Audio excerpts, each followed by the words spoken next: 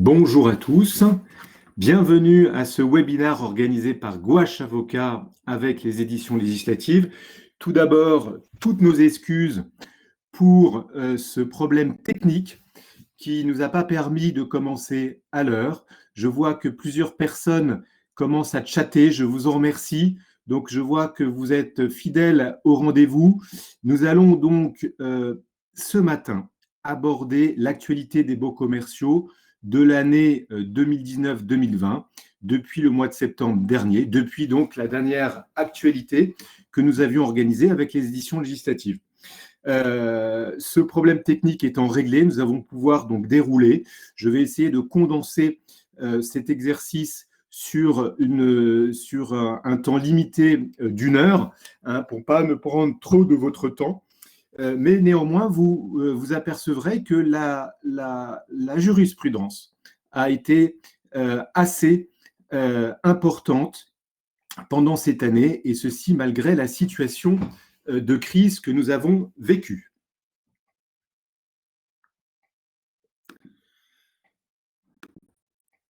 Alors, je ne présenterai pas le cabinet que la plupart d'entre vous connaissez. L'activité du cabinet, c'est la distribution et toutes les étapes de la distribution, notamment l'immobilier, les baux et les fonds de commerce. Et en tant qu'associé dans cette matière, donc j'ai l'honneur de vous présenter ce matin cette présentation. Le cabinet étant régulièrement, comme vous le savez, dédié aux distributeurs et régulièrement reconnu par le marché pour son expertise, notamment en matière de baux commerciaux. Un petit mot sur notre partenariat avec les éditions législatives. Nous travaillons avec les éditions législatives depuis plusieurs années. Nous avons élaboré l'ouvrage Fonds de commerce depuis 2015 et nous avons la chance de pouvoir le réactualiser tous les ans depuis cette date. La dernière édition est en date de 2020. Et je crois que vous pouvez désormais, depuis le début du mois de septembre, trouver cette dernière édition auprès de votre libraire préféré. Et nous travaillons avec les éditions législatives, notamment à la rédaction du fascicule Baux commerciaux et également pour le fascicule Fonds de commerce. Je passe rapidement les slides de présentation de notre cabinet pour me concentrer d'emblée sur cette présentation. Dans un premier temps, je vous propose d'aborder les décisions importantes de l'année 2019-2020 selon le plan suivant. Tout d'abord, nous nous arrêterons un instant sur les conditions d'application du statut. Ensuite, nous aborderons le coût de l'emplacement. Enfin, nous verrons la gestion du renouvellement, le contrôle de la fin du bail, et je vous dirai un mot sur la procédure, puisque depuis le 1er janvier 2020, la procédure en matière de baux commerciaux a légèrement évolué. En deuxième partie de cette présentation, nous aborderons la situation particulière que nous venons de vivre, le Covid et la pandémie. Je ferai un petit point sur les premières décisions qui ont été rendues et je vous rappellerai la réglementation et ainsi que les moyens tirés du droit positif qui peuvent être utilisés dans les relations bailleurs-preneurs. Tout d'abord, donc, les conditions d'application du statut. Avec une première décision qui a été rendue par la Cour de cassation le 28 mai dernier et une décision qui a été largement publiée au bulletin et sur le site internet de la Cour de cassation. Quelques rappels, et vous le savez, pour bénéficier du statut des baux commerciaux, un preneur doit être immatriculé au registre du commerce et des sociétés.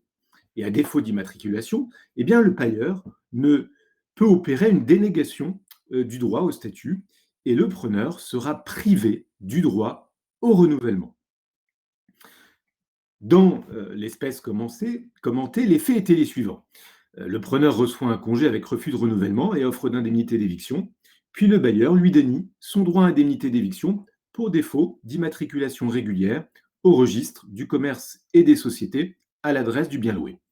Le preneur est assigné en validation du congé et en expulsion. Le bail comportait les éléments suivants. les parties avaient déclaré expressément leur intention de soumettre au statut des baux commerciaux la convention.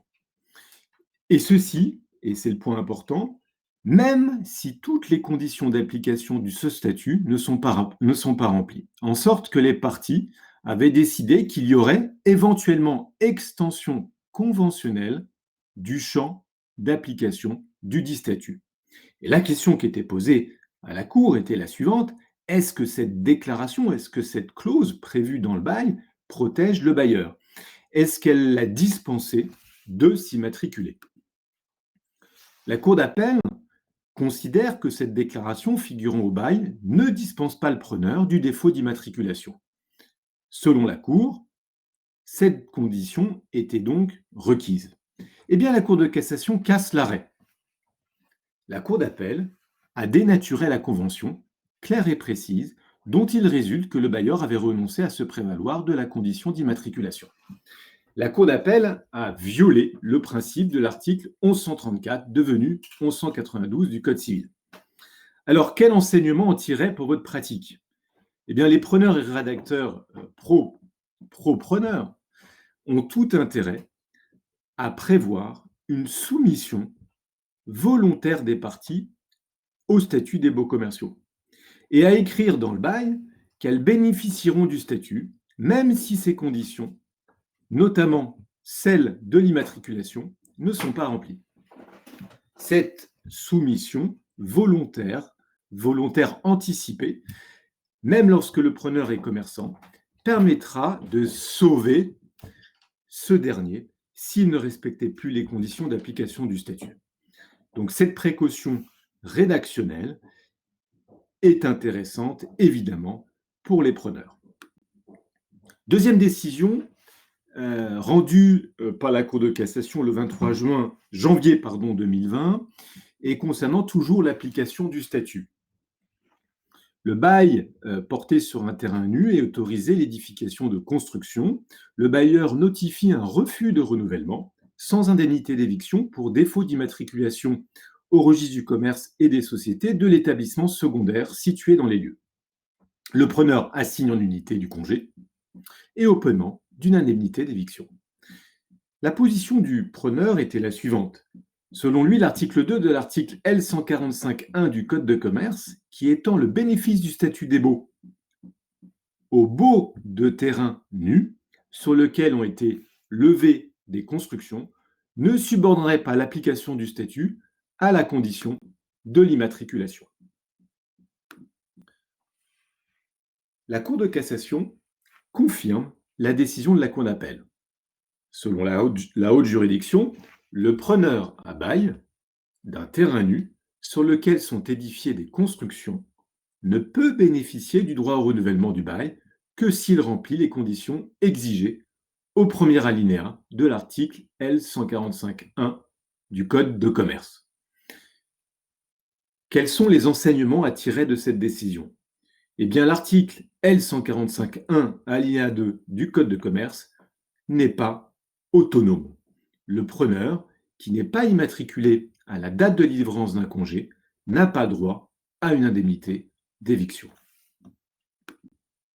Je poursuis ce panorama de jurisprudence sur le bénéfice au statut des baux commerciaux avec cet arrêt du 26 mars 2020 qui est relatif à un bail dérogatoire. Les faits étaient les suivants. Un bailleur donne un bail dérogatoire un local commercial pour une durée de 6 mois, renouvelable, sans pouvoir se poursuivre au-delà du 30 juin 2015. Je vous ai noté les dates pour vous permettre de suivre et de mieux comprendre les enjeux. Le preneur reste dans les lieux sans occupation du bailleur au-delà du terme contractuel, puis donne congé pour le 16 mai 2016. Eh bien, le bailleur sollicite en référé le paiement d'une provision au titre des loyers postérieurs de mai 2016 à septembre 2016. Selon la Cour d'appel, un nouveau bail soumis au statut des baux commerciaux ne pouvait, malgré le terme contractuellement fixé, se former automatiquement. Et le congé, donné dans les conditions du bail initial est valable. La demande de provision au titre des loyers postérieurs à la réalisation du bail est sérieusement contestable. La Cour de cassation censure cette décision. Selon la Cour de cassation, peu importe la durée du bail dérogatoire et du maintien dans les lieux. Si le preneur demeure dans les lieux et s'il est laissé en possession au-delà du terme contractuel, eh bien, la convention bénéficie automatiquement du statut des baux commerciaux. C'est purement et simplement l'application de l'alinéa 2 de l'article L145.5 du Code de commerce, dont je vous rappelle le texte dans la slide que vous avez sous les yeux.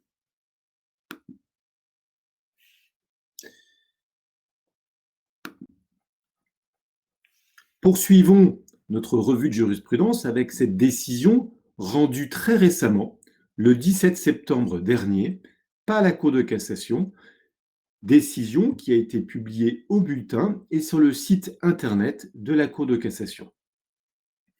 Les faits étaient les suivants. Un bailleur adresse au locataire, titulaire d'un bail dérogatoire, une mise en demeure de libérer les lieux loués.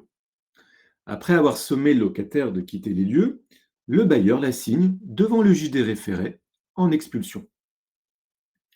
Le locataire réagit, réplique, en assignant au fond en requalification de la convention. Le locataire est néanmoins débouté de ses demandes par la Cour d'appel. La question posée à la Cour de cassation était la suivante. La mise en demeure, qui ne respectait pas les formalités édictées par les articles R123-237 et R123-238 du Code de commerce, est-elle régulière? Alors, petit rappel, ces deux articles précisent que toute personne immatriculée doit indiquer sur ses factures, notes de commande, documents publicitaires et autres correspondances concernant son activité, le numéro unique d'identification de l'entreprise. Et la mise en demeure en question ne répondait pas à ces articles. La solution apportée par la Cour est la suivante. Le non-respect de ces formalités, bien que constitutif d'une infraction pénale, n'emporte pas nécessairement la nullité de l'acte. La Cour d'appel, selon la haute juridiction, a retenu à bon droit que l'absence des formalités n'affectait pas la validité de la mise en demeure. Autrement dit, la mise en demeure a été délivrée correctement, valablement, puisque le locataire a pu identifier son notaire et donc le locataire n'a pas été laissé en possession. Il n'y a pas requalification du bail dérogatoire en bail commercial 369. Je poursuis cette revue de jurisprudence avec une décision qui a retenu mon attention et qui a été rendue par la Cour d'appel de Grenoble le 9 janvier 2020. Cette décision est intéressante à plusieurs titres. Les faits étaient le suivant. Un preneur consent sur une partie des locaux un bail dérogatoire de sous-location. Et de nouveaux baux dérogatoires de sous-location sont conclus successivement. Le sous-locataire assigne le preneur, à savoir le locataire principal, aux fins de requalifier ces différents baux dérogatoires en bail commercial. Une procédure de redressement judiciaire est ouverte au bénéfice de ce locataire principal.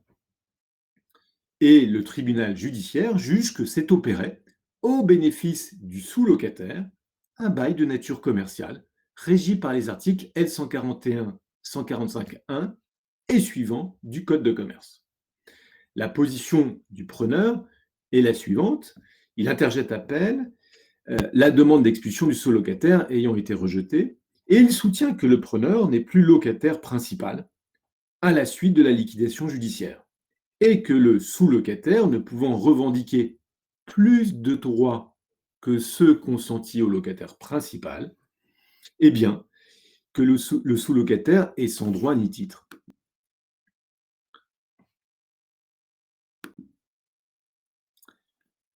La solution est la suivante. Tout d'abord, la liquidation judiciaire du locataire principal n'a pas eu de conséquences sur le bail principal et le bail de sous-location. Il n'y a pas, selon la Cour, de résiliation automatique. Et sur la question de la propriété commerciale, la solution est la suivante. L'article L145.5 du Code de commerce autorise la dérogation au statut si la durée totale du bail ou des baux successifs ne sont pas supérieurs à une certaine durée. 3 ans depuis la loi Pinel du 18 juin 2014. Et si à l'expiration de cette durée, le preneur reste et est laissé en possession, il s'opère un nouveau bail soumis au statut. La conclusion d'un nouveau bail dérogatoire n'emporte aucune renonciation au bénéfice du statut. Sur la question du droit du sous-locataire à l'écart du bailleur, la solution de la Cour est la suivante. Le bailleur avait expressément consenti à la sous-location. Le sous-locataire dispose donc d'un droit direct à l'application du statut. Le bailleur ne peut pas poursuivre l'expulsion du sous-locataire sans avoir régulièrement dénoncé le bail. Quel enseignement tirer de cette décision?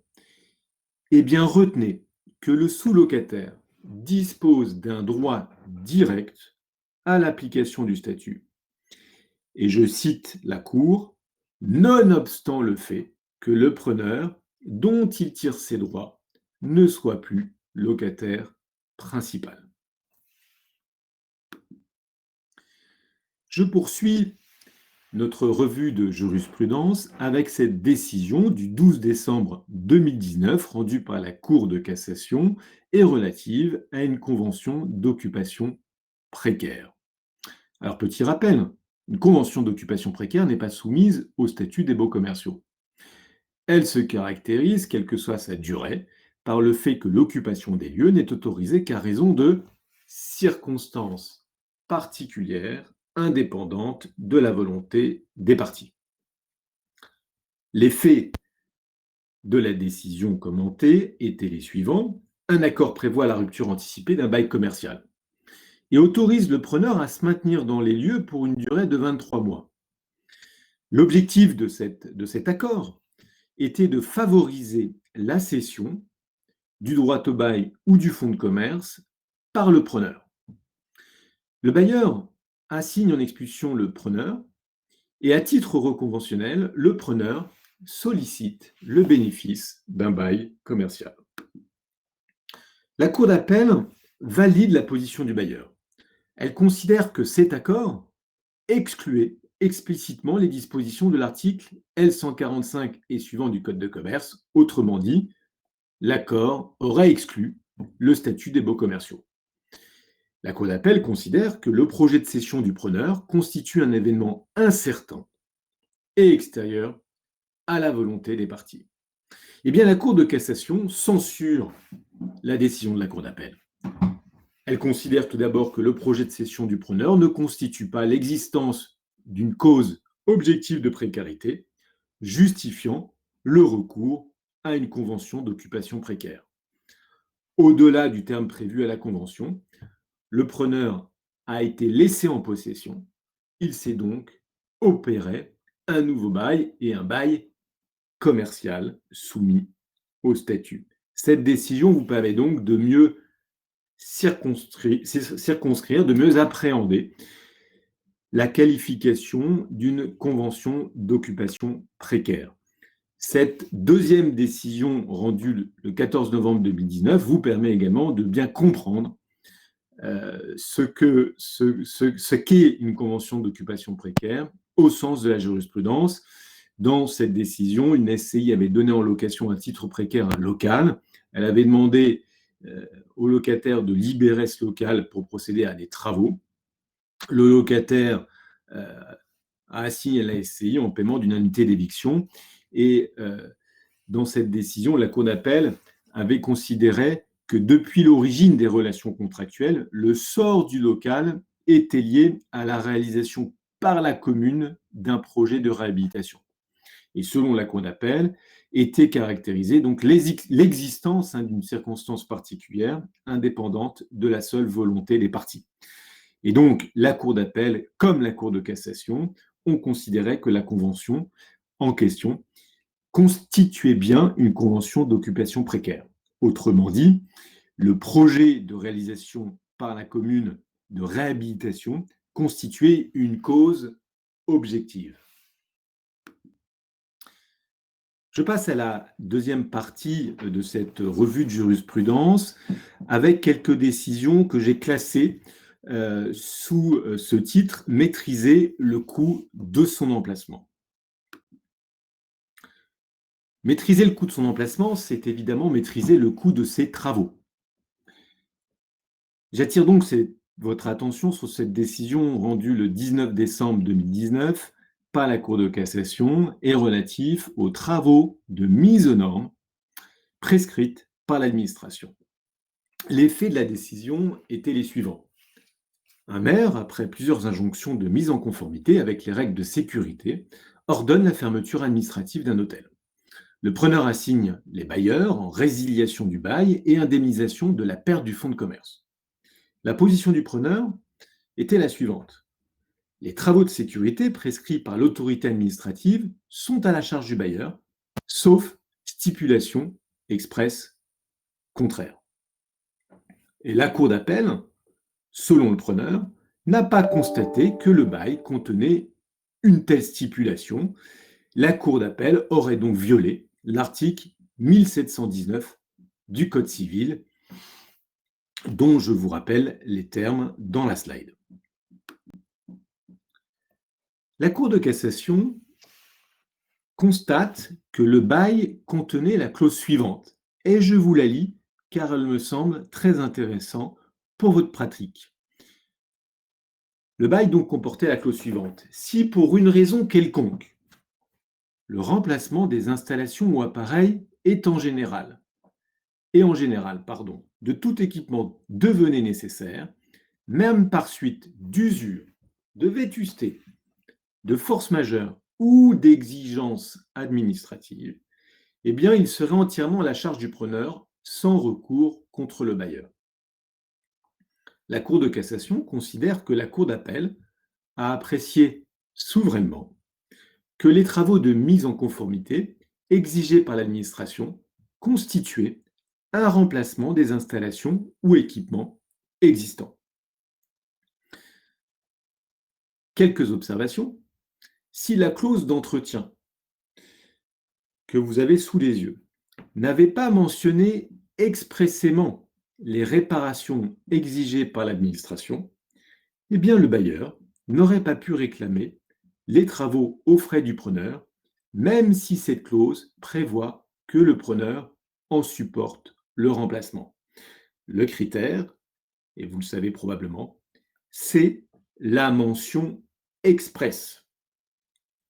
Et ce raisonnement est le même en matière de vétusté, et je vous cite un arrêt de la Cour de cassation qui avait été rendu le 3 décembre 2015 concernant des réparations occasionnées par la vétusté. Maîtriser le coût de son emplacement, c'est maîtriser le coût de son loyer, c'est contrôler l'indexation. Alors, il a été rendu cette année plusieurs décisions importantes en matière d'indexation. La première est un arrêt de la Cour de cassation du 12 décembre 2019. Les faits étaient les suivants. Du fait d'une extension de surface, le loyer d'un bail commercial est augmenté de 5%, et ceci à compter du 1er août 2010. Le 1er octobre 2010, donc très rapidement après cette augmentation, l'indexation annuelle est appliquée. Le locataire assigne le bailleur aux fins de voir réputée non écrite la clause d'indexation. Elle est, selon le locataire, contraire à l'article L112-1 du Code monétaire et financier. La Cour d'appel considère que la clause en question n'engendre aucune distorsion entre l'intervalle de variation indiciaire et la durée s'écoulant entre deux révisions annuelles. Selon la Cour d'appel, le bailleur a appliqué une autre méthode qui n'entraîne pas de distorsion. Autrement dit, selon la Cour d'appel, le bailleur a utilisé pour calculer l'indexation une autre méthode que celle qui était prévue au bail. La Cour de cassation sanctionne immédiatement cette analyse de la Cour d'appel. L'arrêt de la Cour d'appel n'a pas tiré les conséquences légales de ses propres constatations. Les parties étaient convenues de comparer l'indice de révision à un indice de base fixe antérieur de plus d'un an à la période de révision, ce dont il résultait une distorsion. La clause est donc réputée non écrite. Quels sont les enseignements pour votre pratique ? Eh bien, retenez que la dernière tendance de la jurisprudence était de sauver les clauses d'indexation irrégulière. J'ai commenté l'année dernière devant vous un arrêt qui avait été rendu par la Cour de cassation le 29 novembre 2018, arrêt très important qui avait été largement publié. Et il ressort de cet arrêt que seule la stipulation qui crée la distorsion prohibée est réputée non écrite. Néanmoins, les rédacteurs que vous êtes devaient rester attentifs à la rédaction des actes. L'arrêt du 12 décembre 2019 en est la preuve. Les bailleurs ne doivent pas omettre d'adapter la clause d'indexation. Et dans l'espèce commentée, manifestement, cette adaptation n'avait pas eu lieu. Deuxième arrêt en matière d'indexation rendu le 19 décembre 2019. Un preneur assigne son bailleur aux fins de voir déclarer réputée non écrite la clause d'indexation et obtenir le remboursement des sommes indûment versées. La demande du preneur est rejetée. Selon la Cour d'appel, la clause du bail ne prévoit pas une période de variation indiciaire systématiquement supérieure à la durée entre chaque révision. Et elle permet, selon la Cour d'appel, une exception lors de la première indexation. Eh bien, la Cour de cassation sanctionne la Cour d'appel, qui n'a pas tiré les conséquences légales de sa constatation.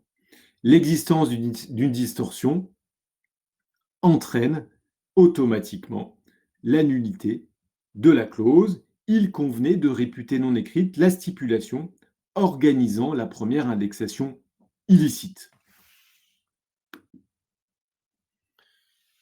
Toujours sur cette question de l'indexation, j'attire votre attention sur le rapport annuel 2018 de la Cour de cassation qui a été remis au président de la République en octobre 2019 et c'est la raison pour laquelle je vous en parle aujourd'hui. Dans son rapport, la Cour de cassation confirme son analyse telle que résultant de l'arrêt du 29 novembre 2018, commenté l'année dernière, et selon laquelle seule la stipulation qui crée la distorsion prohibée est réputée non écrite. Retenez que la Cour de cassation cherche et marque sa volonté de concilier l'ordre public, tel que résultant de l'article L112-1 du Code monétaire financier, avec les engagements contractuels. Et j'ai visé dans la slide un extrait de ce rapport annuel qui vous permet de bien comprendre la façon dont la Cour de cassation apprécie et contrôle les clauses d'indexation. Vous pourrez en prendre connaissance ultérieurement, puisqu'à l'issue de ce webinaire, nous vous adresserons les slides que je commente. Dernière décision, mais je me dois de la commenter puisqu'elle a été largement publiée concernant l'indexation, une décision qui a été rendue le 6 février 2020. Se prévalant du caractère illicite de la clause d'indexation, un preneur a saisi le tribunal aux fins de voir déclarer réputée non écrite la clause et afin de voir condamner le bailleur à lui restituer les sommes versées au titre de l'indexation. La Cour de cassation constate une distorsion, et la distorsion est importante puisque L'intervalle de variation indiciaire était de 2 ans, alors que l'indexation a été pratiquée par rapport à la prise d'effet des bails sur une durée d'1 an. Mais seule la première indexation était contraire à l'article 112-1 du Code monétaire financier, et alors que seule cette première indexation était contraire, eh bien, la Cour d'appel a déclaré non écrite dans son ensemble la clause d'indexation, et donc la Cour d'appel, la Cour de cassation, pardon, conformément à son rapport et à sa jurisprudence désormais constante et bien installée, sanctionne la Cour d'appel et rappelle que seule la stipulation qui crée la distorsion prohibée doit être réputée non écrite. Passons à un autre sujet. Maîtriser le coût de son emplacement, c'est maîtriser le coût des charges. Voici un arrêt récent rendu le 17 septembre dernier et relatif à des provisions non justifiées par le bailleur. Les faits étaient les suivants. Un bailleur commercial stipule que le preneur doit rembourser au preneur un certain nombre de dépenses annuelles. Tout cela est bien classique. Le bail est résilié et le bailleur assigne le garant solidaire du cessionnaire en paiement de divers arriérés. Eh bien, ce garant soutient que la créance au titre des charges et impôts n'est pas établie et sa demande de restitution des arriérés est accueillie par la Cour d'appel. Selon le bailleur, eh bien, la Cour d'appel a ainsi inversé la charge de la preuve et violé l'article 1353 du Code civil. Celui qui réclame la restitution des sommes doit prouver le caractère indu du paiement selon le bailleur. Le bailleur soutient par ailleurs le moyen suivant. Il considère que la Cour d'appel a commis un déni de justice et violé l'article 4 du Code civil dès lors qu'elle avait constaté que le bail mettait exclusivement à la charge du preneur les charges et la taxe foncière. La Cour de cassation juge de la façon suivante: il incombe au bailleur de démontrer l'existence et le montant des charges. Faute d'y satisfaire, le bailleur doit restituer au preneur les sommes versées au titre des provisions. Alors cette décision est intéressante, elle permet de faire le point sur les provisions, sur les redditions annuelles que les bailleurs sont tenus de réaliser en fin d'exercice. Je vous rappelle que l'état récapitulatif annuel doit être établi au plus tard le 30 septembre de l'année suivante de l'exercice ou dans le délai de 3 mois de l'état des charges de copropriété. Lors des redditions, il est vrai que certains bailleurs ne produisent pas toujours les justificatifs, même en présence d'une clause les y obligeant dans le bail. Eh bien, les bailleurs qui agiraient ainsi sont sanctionnés. Ils doivent rembourser les provisions sur charge. Et à ce titre, je vous rappelle les décisions qui avaient été rendues par la troisième chambre de la Cour en novembre 2014 et en juin 2015. L'absence de régularisation des charges dans les conditions prévues au bail, donc l'absence de régularisation sans justificatif, rend sans cause les appels trimestriels de provision. Je pense que cet arrêt vous servira dans votre pratique et vous permettra et vous invitera à être extrêmement vigilant lors des redditions de charges en fin d'année. Poursuivons notre revue de jurisprudence avec cet arrêt rendu par la Cour de cassation le 28 mai 2020, arrêt largement publié et relatif à un bail oral et relatif au transfert de la charge de la taxe foncière. La Cour d'appel a accueilli la demande du bailleur en paiement d'une somme au titre de la taxe foncière et le preneur interjette appel.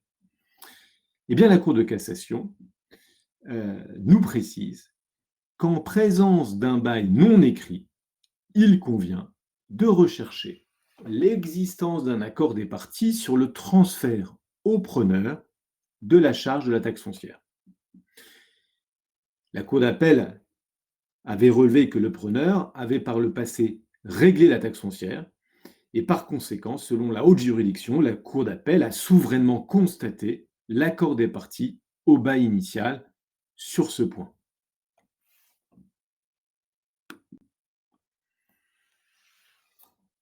Maîtriser son emplacement commercial, c'est maîtriser les taxes qui sont donc refacturées par le bailleur au preneur. Je vous commande donc cet arrêt qui a été rendu le 12 septembre 2019, qui est intéressant puisqu'il a trait à la refacturation de la taxe foncière, même si celle-ci n'était pas expressément stipulée. Les faits étaient les suivants. Un bailleur assigne son locataire qui refuse de payer les taxes foncières sur plusieurs années. La Cour d'appel considère que la taxe, qui n'est pas expressément prévue dans le bail, ne peut pas être refacturée au preneur. L'arrêt de la Cour d'appel est cassé par la haute juridiction. La Cour de cassation considère que le bail mettait à la charge du preneur tous les impôts auxquels sont assujettis les lieux loués. Tous les impôts auxquels sont assujettis les lieux loués. Et selon la Cour de cassation, la Cour d'appel a dénaturé les termes clairs et précis de cette clause, prévoyant le remboursement par le preneur de tous les impôts, contributions et taxes. Alors, quelques observations. Cette décision, rendue donc le 12 septembre 2019, portait sur un bail commercial conclu avant la loi Pinel du 18 juin 2014. Alors, vous le savez, cette loi a organisé la répartition des catégories de charges selon un inventeur précis et limitatif. Et le décret d'application de cette loi, le décret du 3 novembre 2014, liste les charges, les impôts et les taxes qui ne sont pas récupérables par le bailleur. Pour les baux conclus ou renouvelés après l'entrée en vigueur du décret d'application, donc après le 5 novembre 2014, la jurisprudence devrait, à mon avis, exiger une stipulation expresse, notamment au sein de l'inventaire. La taxe foncière constituant une exception au principe de non-imputabilité des travaux, des impôts, taxes et redevances, dont le redevable est le bailleur. Donc cette décision doit être analysée avec un certain recul. Tout d'abord parce que la clause qui a été considérée comme suffisamment claire et précise par la Cour, selon l'appréciation souveraine de la Cour d'appel, eh bien, a trait à un bail qui avait été conclu avant la loi Pinel. Gérer le renouvellement. Gérer le renouvellement, c'est maîtriser les actes qui mettent fin au bail et qui provoquent le renouvellement du bail. Je vous propose donc de nous arrêter un instant sur cette décision toute récente, puisqu'elle est du 24 septembre 2020, et il était important de la commenter, puisqu'elle est très publiée, largement publiée, et cette décision concerne donc la forme du refus de renouvellement. Les faits étaient les suivants. Un preneur signifie au bailleur une demande de renouvellement, et lors de la délivrance de l'acte par l'huissier, le bailleur déclare à l'huissier son refus de renouveler. Le preneur, considérant que le bail a pris fin, remet les clés et assigne en paiement d'une indemnité d'éviction. La Cour de cassation confirme la décision de la Cour d'appel qui a rejeté la demande en paiement d'une indemnité. Selon la haute juridiction, un refus de renouveler, exprimé verbalement, en réponse à une interpellation d'un huissier, ne constitue pas un acte de refus de renouvellement au sens de l'article L145-10 du Code de commerce. Alors, cette décision, à mon sens, était prévisible. Je vous rappelle les dispositions de l'article L145-10 du Code de commerce qui organise le refus du renouvellement. À défaut d'avoir fait connaître ses intentions dans le délai de 3 mois suivant la demande de renouvellement, eh bien, le bailleur est réputé avoir accepté le principe du renouvellement. Et l'acte extrajudiciaire notifiant le refus de renouvellement doit, à peine de nullité, indiquer que le locataire qui entend contester le refus de renouvellement eh bien, doit saisir le tribunal dans un délai de 2 ans, sauf à être prescrit dans son action. Donc on voit bien que le législateur, qui est très précis et qui protège ainsi le preneur, eh bien, dans cet état d'esprit, la Cour de cassation sanctionne ce refus de renouvellement qui avait été formulé en réponse à la délivrance d'un acte d'huissier. Je poursuis notre revue de jurisprudence avec une décision qui a été rendue par la Cour d'appel de Paris le 3 juin dernier et qui concerne l'abattement en présence d'un loyer variable. Alors cette décision a retenu mon attention à plusieurs titres, c'est la raison pour laquelle je vous propose de nous y arrêter un instant ce matin. Le bailleur avait notifié un congé avec offre de renouvellement et le locataire a pris l'initiative de la procédure. Il obtient la désignation d'un expert judiciaire et le bailleur interjette appel. Dans cette décision, plusieurs questions étaient posées. Se posait la question de l'application de l'article L145-33 du commerce. L'application de cet article se posait car le local concerné est un local situé en centre commercial. Se posait aussi la question de la déduction de l'impôt foncier. Est-ce que l'impôt foncier peut être déduit de la valeur locative brute? Est-ce que l'impôt foncier peut faire l'objet donne lieu à une correction, au sens de l'article R145-8 du Code de commerce? Par ailleurs, et dernière question, se posait la question de l'abattement de 5%, au motif que le loyer variable correspond à une charge, toujours au regard de l'article R145-8 du Code de commerce. Alors, la Cour d'appel de Paris va infirmer la décision du juge des loyers de Bobigny. Tout d'abord, sur la valeur locative applicable, eh bien, la Cour d'appel de Paris rappelle que l'article L145-33 du Code de commerce n'est pas d'ordre public et que par conséquent, le loyer de base du bail renouvelé doit être déterminé conformément à la volonté des parties, à savoir par référence au prix pratiqué pour des locaux équivalents du centre commercial, sauf à être corrigé en considération des différences. À la deuxième question relative à la taxe foncière, la Cour d'appel précise qu'il est d'usage dans les centres commerciaux que la taxe foncière soit mise à la charge du preneur, de sorte qu'elle ne constitue pas une clause exorbitante de droit commun. Selon la Cour d'appel, il n'y a donc pas lieu à appliquer l'article R145-8 du Code de commerce. La taxe foncière n'avait donc pas à être déduite. Enfin, et c'est peut-être le point le plus intéressant de cette décision, la Cour d'appel refuse l'abattement de 5%.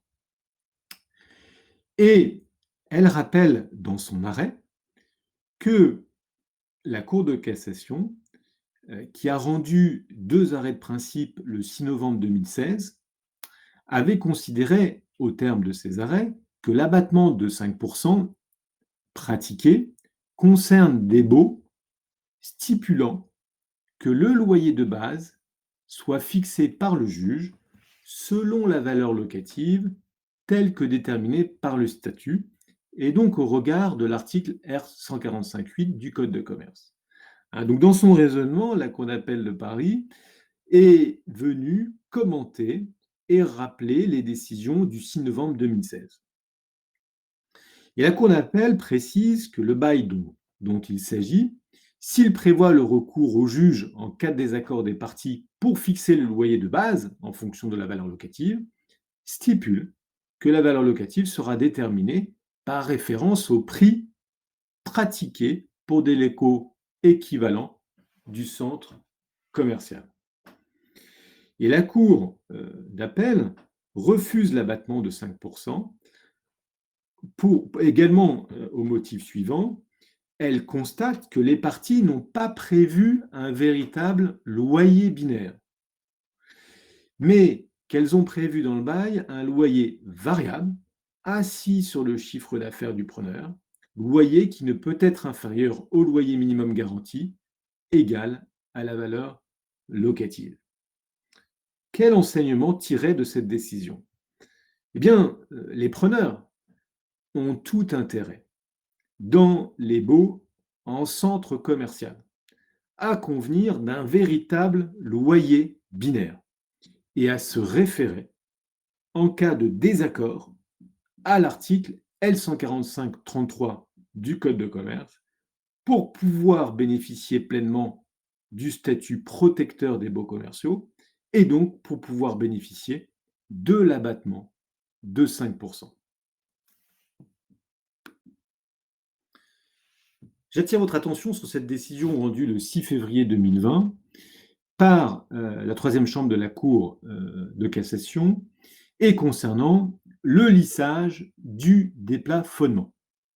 Les faits étaient les suivants. Le juge des loyers commerciaux, puis la Cour d'appel de Paris, avait fait droit à une demande de fixation du loyer de bail renouvelé du preneur. Et selon ces deux juridictions, l'article L145-34 du Code de commerce, dans sa version issue de la loi Pinel, est applicable. Ces deux juridictions ont considéré que l'alinéa 4 de cet article, qui instaure un plafonnement du déplafonnement, est applicable. Alors, petit rappel, en cas de déplafonnement, la hausse du loyer ne peut pas être supérieure à plus de 10% par an au loyer de l'année précédente, et ce jusqu'à atteindre la valeur locative fixée amiablement ou judiciairement. Et donc, dans cette décision, la Cour de cassation a accueilli la question prioritaire de constitutionnalité du bailleur et le Conseil constitutionnel a été interrogé. Et la question soumise au Conseil constitutionnel était la suivante. L'article L145-34 alinéa 4, qui met en place ce lissage du déplafonnement, porte-t-il atteinte aux conditions d'exercice du droit de propriété d'un bailleur? Cette réponse était très attendue. Eh bien, le Conseil constitutionnel a considéré qu'il y a absence d'atteinte disproportionnée au droit de propriété. Le lissage du déplafonnement est donc conforme à la Constitution, et ceci pour trois motifs. Tout d'abord, cette disposition poursuit un objectif d'intérêt général. Par ailleurs, le bailleur propriétaire ne voit pas son droit à la propriété atteint, puisqu'il va pouvoir chaque année bénéficier d'une augmentation, certes limitée à 10%, mais néanmoins, il pourra bénéficier de cette augmentation. Enfin, le Conseil constitutionnel rappelle que ce mécanisme du lissage n'est pas un mécanisme d'ordre public. Autrement dit, les parties peuvent y déroger dans un bail, et vous le savez, c'est souvent un sujet important de négociation dans vos relations avec vos bailleurs. Les bailleurs institutionnels, la plupart du temps, demandent à leurs preneurs de déroger à ce mécanisme. Gérer la fin du bail. Deux décisions sur la fin du bail sur lesquelles j'attire votre attention. Tout d'abord, sur la forme du congé. Une décision a été rendue le 24 octobre 2019. Un sous-locataire avait délivré un congé par lettre recommandée et la Cour d'appel déclare nul ce congé au motif que l'article L145-9 du Code de commerce, dans sa version issue de la loi Macron, impose la délivrance du congé par acte extrajudiciaire. Alors, la Cour de cassation, dans cette décision, rappelle que l'article L145-4 du Code de commerce, dans sa rédaction issue de la loi du 6 août 2015, confère au preneur la faculté de donner congé à l'expiration d'une période triennale, au moins 6 mois à l'avance, soit par lettre recommandée, soit par acte extrajudiciaire. Donc, il est offert au preneur une option. En pratique, donc, le preneur peut choisir d'économiser les frais d'un acte d'huissier. Si le congé est délivré par lettre recommandée, eh bien, la date de notification sera celle de la présentation de la lettre recommandée. À défaut de présentation par les services postaux, eh bien, le congé devra être réitéré par acte d'huissier à titre de précaution. Mais en tout état de cause, et retenez cela pour votre pratique, la forme extrajudiciaire, bien entendu, reste la plus sécurisante et je vous invite fortement à privilégier cette forme extrajudiciaire. Décision rendue par la Cour d'appel de Lyon, rendue le 28 juillet 2020, donc rendue cet été, et qui a retenu mon attention parce qu'elle pourrait vous donner quelques idées sur la période que nous vivons actuellement et que nous avons vécue, la période du Covid. Les faits étaient les suivants. Un bailleur s'était engagé à réaliser des travaux entre deux étages. Et puis, les travaux du bailleur n'ont pas été réalisés par celui-ci, donc le preneur s'est rapproché de son bailleur et lui a reproché son manquement à son obligation de délivrance. Et le preneur a donc suspendu le paiement de son loyer. Le bailleur a immédiatement répliqué en lui délivrant un commandement de payer visant la clause résolutoire. Il a saisi le juge des référés. À titre conventionnel, le preneur a sollicité la désignation d'un expert pour donner son avis sur les travaux qui devaient être réalisés. Et le premier juge a ordonné la résiliation du bail. Le preneur a immédiatement interjeté appel.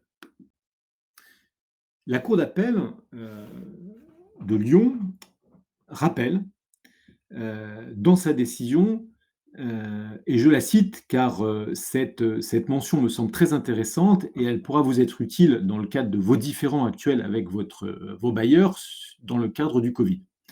Je la cite. La Cour d'appel rappelle que, faute d'avoir payé ou contesté les causes du commandement de payer dans le délai imparti, prévu au contrat du bail, le locataire ne peut remettre en cause l'acquisition de la clause résolutoire, sauf, et c'est là où ça devient très intéressant, sauf à démontrer la mauvaise foi du bailleur lors de la délivrance du commandement de payer. Et la Cour d'appel précise que l'existence de cette mauvaise foi doit s'apprécier lors de la délivrance de l'acte ou à une période contemporaine à celui-ci. Je vous invite à bien conserver à l'esprit, je parle aux preneurs qui nous écoutent, ces deux mentions qui pourraient vous être utiles dans vos contentieux actuels, dans vos contentieux Covid. La Cour d'appel constate que le commandement de payer a été délivré alors qu'il n'avait pas été remédié au désordre et non-conformité. Et donc, selon la Cour d'appel, il en résulte une contestation sérieuse et seul le juge du fond est habilité à juger cette contestation sérieuse. La question donc de savoir si oui ou non le commandement a été délivré de bonne foi doit être confiée au juge de fond, selon la Cour d'appel de Lyon qui statuait donc en matière de référé. Quelques observations.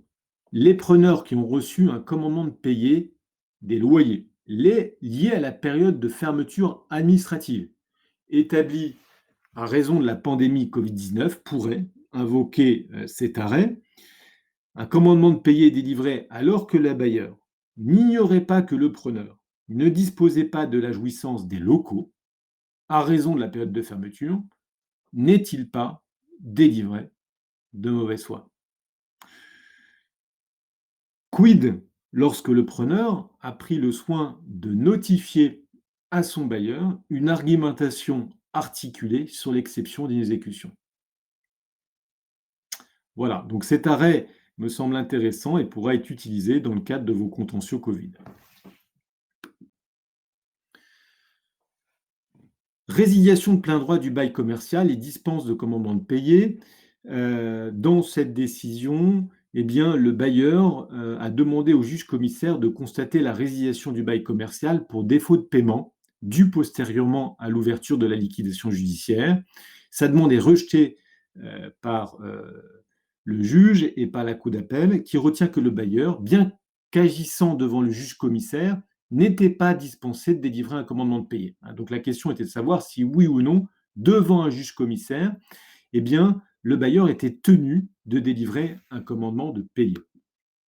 Eh bien, la Cour de cassation juge que la délivrance d'un commandement de payer, énoncé à l'article L145-41 du Code de commerce, n'était pas requis. Donc, en pratique, retenez qu'en cas de liquidation judiciaire, pour faire constater la résiliation de plein droit du bail commercial, pour défaut de paiement des loyers postérieurs, le bailleur a tout intérêt à agir devant le juge commissaire, puisque devant le juge commissaire, il ne sera pas tenu préalablement de délivrer un commandement de payer pour obtenir la résiliation de plein droit du bail commercial. Donc cet arrêt devrait intéresser les bailleurs qui nous écoutent. Maîtriser la procédure. Je m'arrête un instant sur le décret du 11 décembre 2019, publié au journal officiel du 12 décembre 2019, ce décret qui a modifié la procédure devant le juge des loyers commerciaux. Eh bien, retenez que l'article 7 de ce décret comporte obligation de constituer avocat devant le juge des loyers commerciaux. Alors concrètement, ça veut dire quoi? Ça veut dire que les parties ne peuvent plus signer les mémoires. Ils ne peuvent plus signer le mémoire préalable. Par ailleurs, ça veut dire que le mémoire préalable doit être remis au greffe par l'avocat. Les parties ne peuvent plus saisir directement le greffe de la juridiction. Ça signifie aussi que les avocats doivent avoir recours à un confrère postulant, à un confrère correspondant, pour les procédures devant les tribunaux d'un autre ressort que celui de la cour d'appel dont ils dépendent. Ça veut dire que lorsque vous faites appel à votre avocat habituel, si vous devez gérer un dossier à l'extérieur, en province, eh bien, vous serez amené également à faire appel au service d'un avocat postulant et correspondant.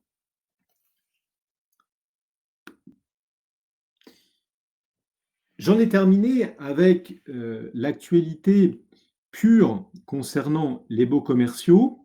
Je vais désormais aborder l'actualité du Covid et de la pandémie que nous avons vécue et que nous continuons d'ailleurs à vivre. Avec tout d'abord un focus sur deux premières décisions qui méritent d'être commentées.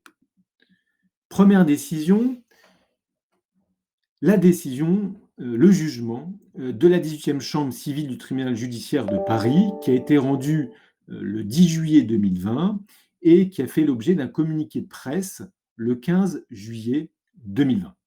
Alors, cette décision a été très commentée, évidemment, cet été. Mais il est important, à mon sens, de rétablir les présentations qui ont pu être faites par un certain nombre de confrères. Et donc, je vais vous rappeler les faits qui ont précédé et conduit le juge judiciaire de Paris à rendre sa décision. Les faits étaient les suivants. Un bailleur est redevable d'un trop-perçu de loyer en exécution d'une décision qui avait été rendue avant l'épisode de la Covid-19. Et dans le cadre d'une assignation à jour fixe, le bailleur a sollicité un échelonnement de sa dette et une compensation avec les loyers non payés par son preneur pendant la période de fermeture administrative. Le preneur s'est opposé à la demande de compensation du bailleur en soutenant que la période juridiquement protégée a eu pour effet de reporter l'exigibilité des loyers de la période de fermeture administrative.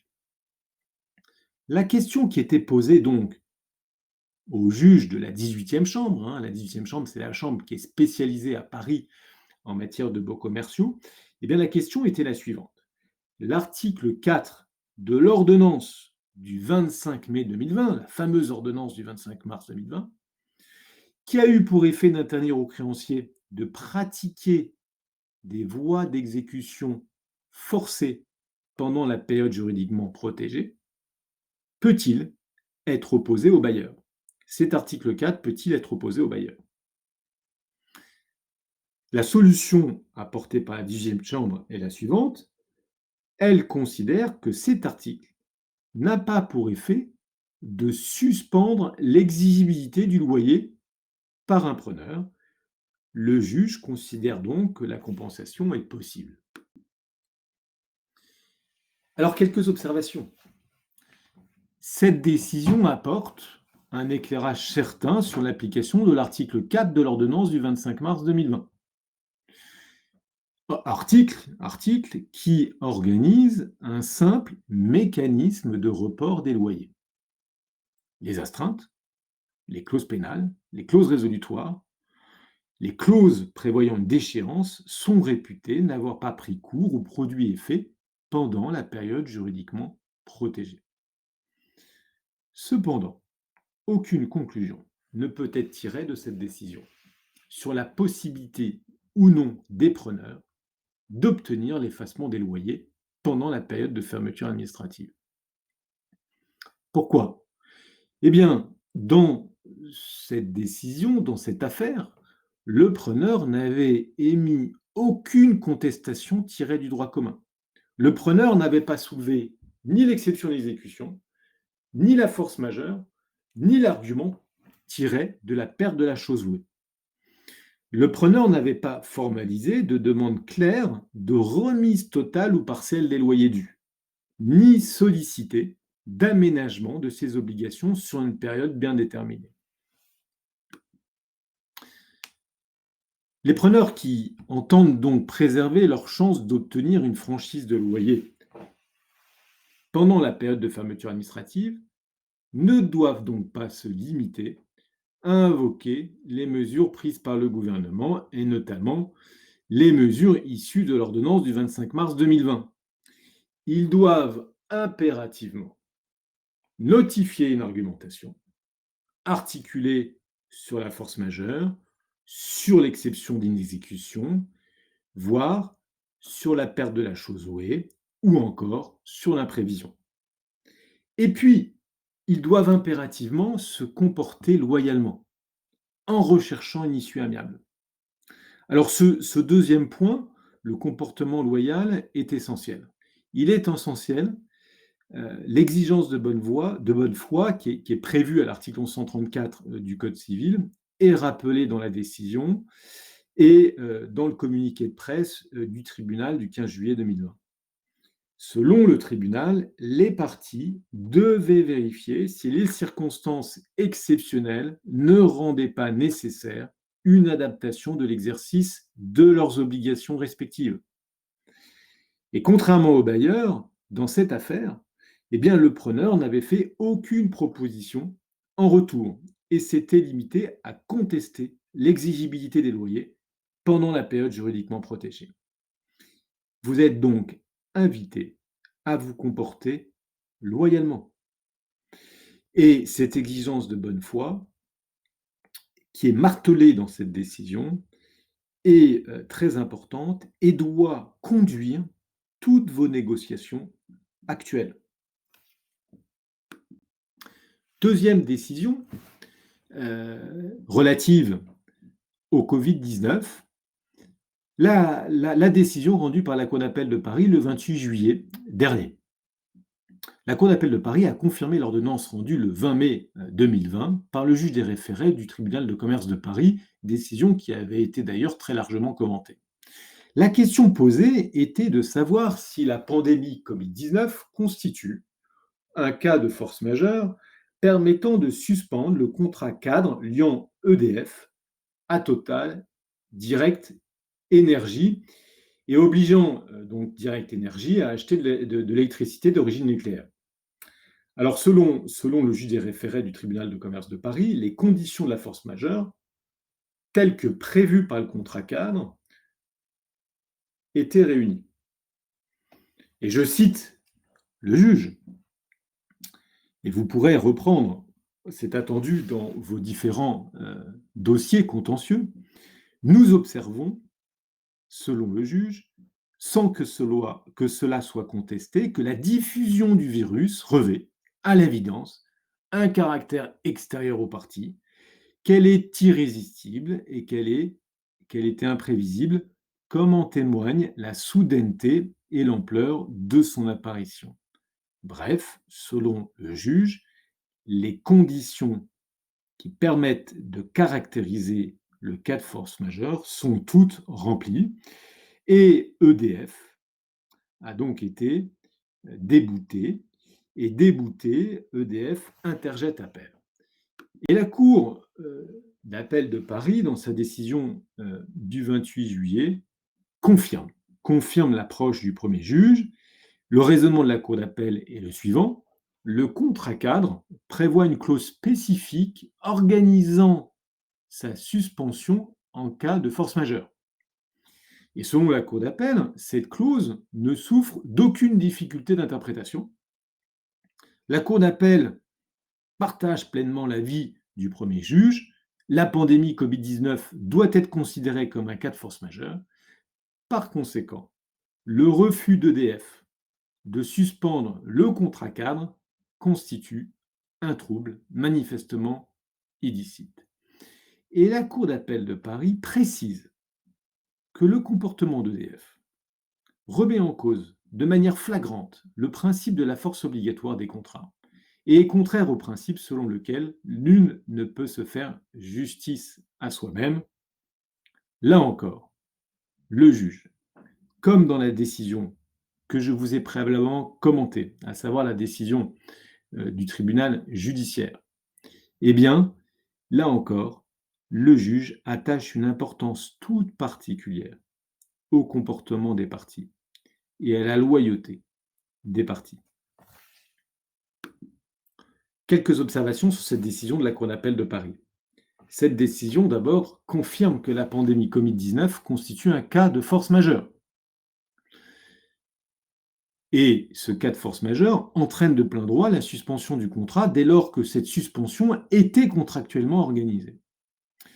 Alors, à notre sens, au sens du cabinet Gouache, la pandémie Covid-19 entraîne la suspension des contrats, notamment des baux commerciaux, même si cette suspension n'est pas contractuellement organisée, dès lors que la pandémie rend impossible pour les parties l'exécution des obligations. Ainsi, dès lors que l'obligation du bailleur de délivrer la jouissance du local ne peut pas être exécutée par force majeure, il y a suspension des effets du contrat. Alors, lorsqu'on développe ce type d'argumentation, un certain nombre de bailleurs opposent aux preneurs un arrêt du 16 septembre 2014, arrêt au terme duquel la Cour de cassation a jugé que le débiteur d'une obligation contractuelle de somme d'argent inexécutée ne peut s'exonérer de cette obligation en invoquant un cas de force majeure. Alors, arrêtons-nous un instant sur cet arrêt du 16 septembre 2014 qui est généralement opposé aux preneurs. Eh bien, dans cette affaire de septembre 2014, le débiteur avait soutenu devant les juges du fond que depuis la signature de son acte de cautionnement, on lui avait découvert une maladie dégénérative, ce qui constituait, selon le juge du fond, un cas de force majeure, exonérant donc le débiteur de son obligation de payer. Eh bien, la Cour d'appel de Nîmes et la Cour de cassation avaient rejeté ce raisonnement. Mais en l'occurrence, dans nos dossiers Covid, pandémie Covid-19, nous ne sommes pas dans la même situation. Pourquoi? Parce que le débiteur des loyers ne reçoit pas la contrepartie de ses loyers. Il ne peut jouir pendant la même période d'un local ouvert au public. Il ne peut exercer son activité, comme cela est prévu au bail. Dès lors, à notre sens, deux raisonnements lui permettent de ne pas payer ses loyers. Soit on invoque la suspension du contrat, soit on se fonde sur l'exception d'inexécution. Voilà quelques réflexions et quelques observations dans le prolongement donc de cet arrêt de la Cour d'appel de Paris du 28 juillet 2020.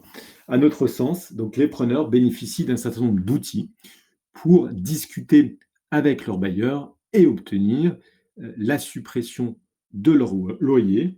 Et à notre sens, cet arrêt du 16 septembre 2014, qui est la plupart du temps utilisé par les bailleurs, eh bien, est fortement contestable. Quelques rappels de la réglementation Covid et des moyens de droit commun qui peuvent être opposés dans le cadre de vos relations avec vos bailleurs. Je passerai en revue assez rapidement ces slides. L'exception d'exécution, hein, vous le savez, la fermeture des lieux accueillant du public résultant des arrêtés du ministre de la Santé des 14 et 15 mars dernier, a contraint les bailleurs d'établissements recevant du public eh bien, à ne plus satisfaire à leur obligation de délivrance. Ces arrêtés constituent une force majeure qui paralyse l'obligation de délivrance, qui a été suspendue jusqu'à la réouverture, 11 mai dans certaines situations, jusqu'au 2 juin pour d'autres. Et les preneurs sont fondés, à notre sens, à opposer l'exception d'exécution pour ne pas régler les loyers appelés pendant cette période. Le garde des Sceaux a admis dans un courrier du 4 juin 2020 adressé à l'un de nos confrères que les preneurs peuvent être fondés à opposer l'exception d'exécution pour ne pas régler les loyers appelés pendant cette période, dès lors qu'un local ouvert au public ne leur a pas été délivré. Je vous invite donc à opposer ce courrier à vos bailleurs. La solution pour traiter les négociations actuelles sera évidemment contractuelle. Le gouvernement, comme vous le savez, dans son ordonnance du 23 mars 2020, n'a agi que pour les seules micro-entreprises. Il a mis en place un système de report. Il n'a pas mis en place de report systématique. Le gouvernement a par ailleurs nommé une médiatrice qui a mis en place une charte de bonne conduite. Alors, cette charte de bonne conduite comprend un certain nombre de mesures et prévoit la possibilité de franchise pouvant aller pour chaque bailleur jusqu'à 50% de la masse des loyers reportés. Cette charte invite les bailleurs à mettre en place des mesures d'accompagnement sous réserve que les preneurs rapportent la preuve de leurs difficultés. Cependant, cette charte, et vous le savez, ne s'impose pas aux parties. Elle ne constitue qu'un canevas pour vos négociations. Alors, vous le savez aussi, certaines foncières ont annulé leur loyer, la compagnie de Phalsbourg, Citrus, la Socri. Et donc la question des loyers pendant la période de restriction administrative reste entière et vous vivez actuellement des phases de négociation avec le risque d'une action résolutoire.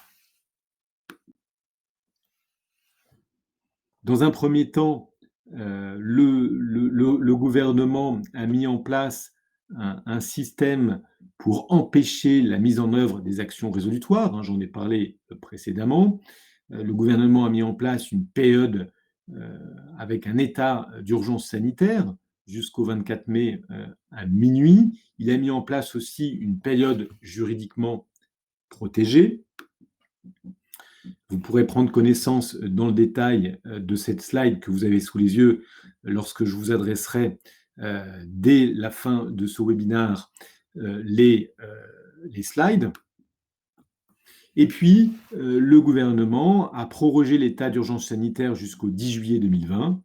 Et enfin, une ordonnance a étendu la période juridiquement protégée jusqu'au 23 juin inclus.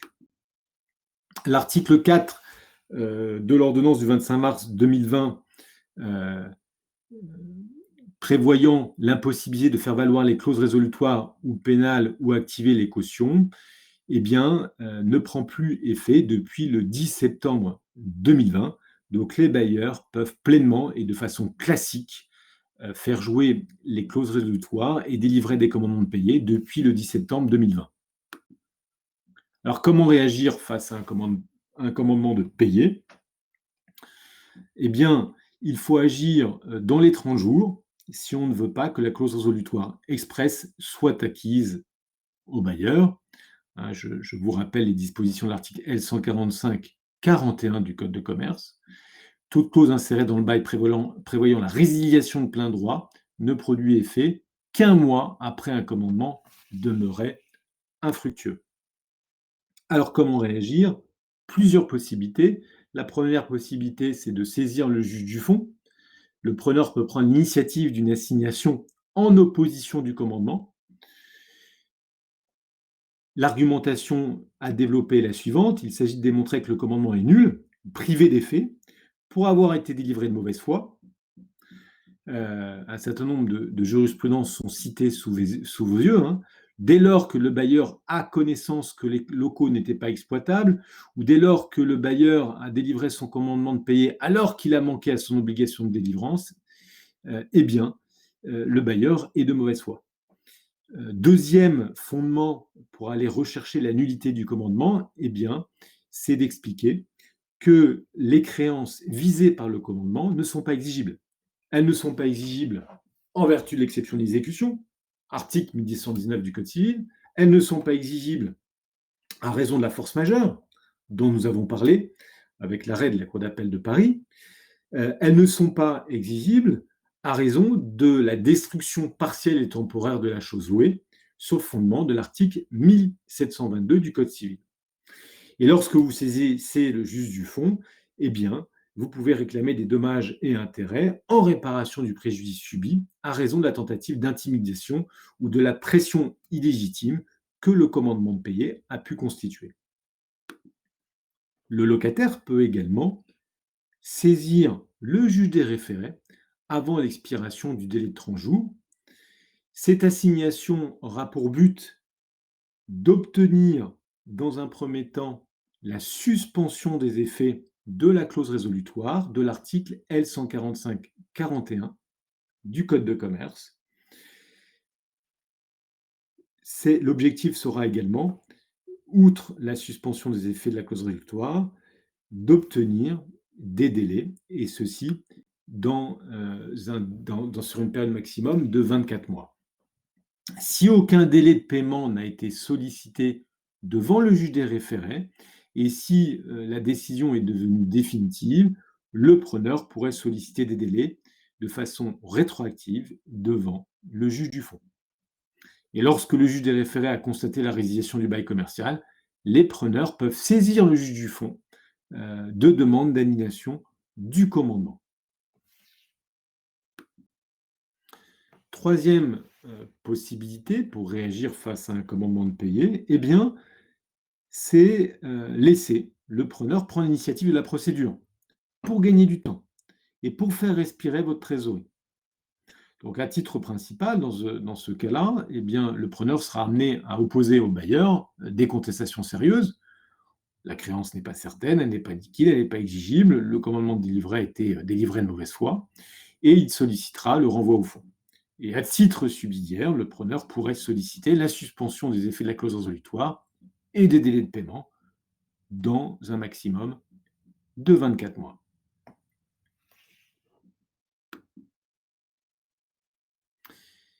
Je vous ai donné donc quelques façons d'agir face à un commandement de payer.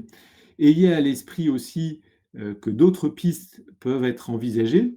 Comment gérer demain si vos négociations actuelles ne débouchaient pas sur des protocoles transactionnels? Le premier fondement qui pourra être opposé à vos bailleurs est le fondement tiré de l'article 1195 du Code civil qui permet la renégociation d'un contrat lorsque sont réunies deux conditions: le changement de circonstances qui doit être imprévisible et lorsque l'exécution de l'obligation devient excessivement onéreuse. Alors, la difficulté de ce moyen, c'est que pendant la renégociation, il faudra payer le loyer. Si le bailleur la refuse, le juge peut fixer ou résilier le contrat de bail si vous souhaitez rendre le local. Petit rappel, l'article 1195 est un article auquel la plupart des bailleurs institutionnels dérogent, et cette piste n'est envisageable que pour les locaux, que pour les baux conclus ou renouvelés après le 1er octobre 2016. À notre sens, il y a une certaine incertitude à invoquer ce moyen. Il est assez compliqué de démontrer et de caractériser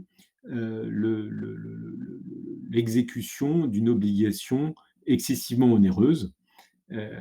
Il faut réussir à démontrer l'évolution du taux d'effort et le caractère manifestement excessif du loyer. Donc, il y a une forte incertitude sur la position que les juges pourraient adopter sur les conditions de l'article 1195. Deuxième fondement qui est envisageable, eh bien, ce sont les fondements basés sur les articles L. 145-38 et 39 du Code de commerce, permettant de faire fixer tous les 3 ans par le juge votre loyer. Cet outil sera intéressant dans les mois qui viennent, car la plupart des experts judiciaires estiment que les valeurs locatives sont fortement affectées, selon certains clairement en deçà de 10%.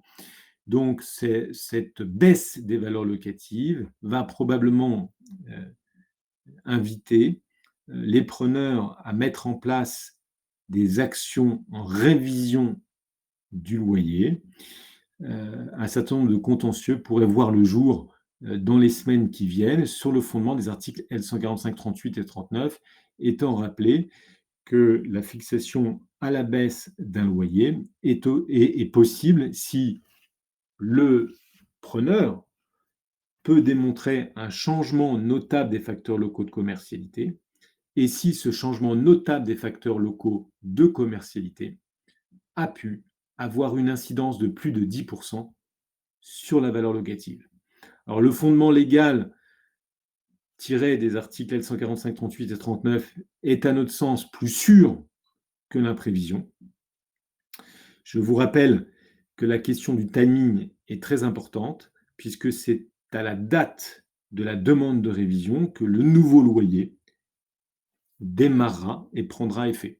Donc la question du timing est très importante et donc j'invite les preneurs à réfléchir à ce timing. Ça me permet de terminer cette présentation en vous disant que dans 15 jours, un webinaire très particulier sur la question de la révision du loyer sera organisé en présence de M. Patrick Colomer, expert près la Cour d'appel de Paris, et ceci pour vous aider à préparer ces actions sur un fondement légal, sur le fondement des articles L. 145, 38 et 39 du Code de commerce.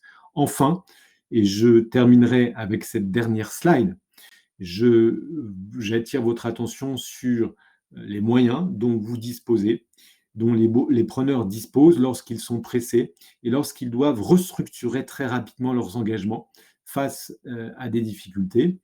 Ils peuvent mettre en place une négociation encadrée par le livre 6 du Code de commerce, Je pense au mandat ad hoc ou à la conciliation. Je pense également à la procédure de redressement judiciaire ou de sauvegarde judiciaire.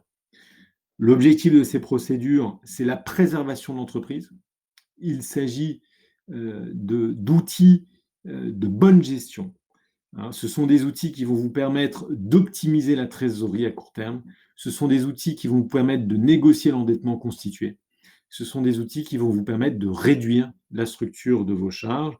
Vous devez garder à l'esprit qu'en cas de difficulté, et si vous devez restructurer au plus vite vos engagements, eh bien vous pouvez